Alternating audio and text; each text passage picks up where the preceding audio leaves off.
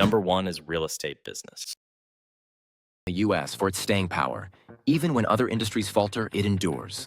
About 55% of real estate firms survive 5 years, slightly above the national average. That margin means thousands more stable companies and jobs. This resilience isn't just numbers. Everyone needs a place to live or work. In 2022 alone, nearly 6 million existing homes changed hands, and millions more rented. Transactional activity stays strong, even when the economy stumbles. Unlike digital trends, property is a tangible asset. Values might dip in a recession, but they rebound over time. Rental demand often rises during downturns, supporting consistent income for landlords and investors. Extensive regulation and licensing requirements foster professionalism and help filter out unqualified operators. While no business is immune to economic shifts, real estate's combination of steady demand, tangible value, and multiple income streams explains why it remains one of America's most reliably resilient sectors. Number two is self-storage business. America present an unusual story of stability. With over 51,000 storage facilities nationwide and an industry value exceeding $44 billion, these operations keep running. Rain or shine, recession or boom. Why?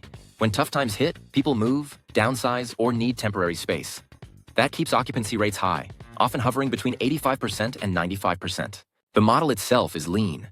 Most facilities require little staff, cutting costs to property, security, and basic maintenance. If a renter skips payment, units are quickly reclaimed and rented out again, so cash flow rarely stalls. Short-term leases allow owners to adjust prices swiftly as markets shift. The true engine is life's unpredictability. Divorce, moves, deployments, guaranteeing a steady stream of customers. Failure rates for self-storage are astonishingly low, far outperforming other small businesses. For anyone seeking a business that endures, self-storage stands out as a remarkably resilient and accessible option. Number three is senior care business. Aging in America isn't slowing down. In 2023, nearly 58 million Americans were over 65, and that's expected to climb to 80 million by 2040. This surge in seniors fuels a constant growing demand for care. Not as a luxury, but as a necessary service. In fact, about 2/3 of those turning 65 will need some form of long-term assistance. The senior care industry covers a range, from assisted living and skilled nursing to home care, which nearly 90% of seniors prefer. Financially, it's formidable, a $136 billion market in 2023 with care community expenditures topping $196 billion. Stability is striking. Elder care closure rates stayed below 8% annually, while about half of small businesses shut down within 5 years. Why? Senior care remains essential through economic turbulence, with much of the funding secured by programs like Medicare and Medicaid. For entrepreneurs, it's a rare sector where longevity isn't just possible, it's baked in as long as society ages. Number four is laundromat business. When most small businesses face a coin toss for survival, laundromats in the U.S. stand out. Nearly 95% are still running after 5 years. What's their secret? Clean clothes are a constant need. Over a third of city renters have no washers or dryers at home.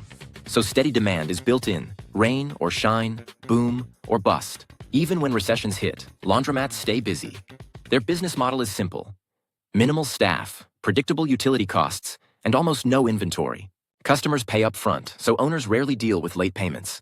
The main investment, washers and dryers, can last more than a decade, reducing ongoing expenses. Most laundromats are independent, not franchises, keeping competition local and manageable.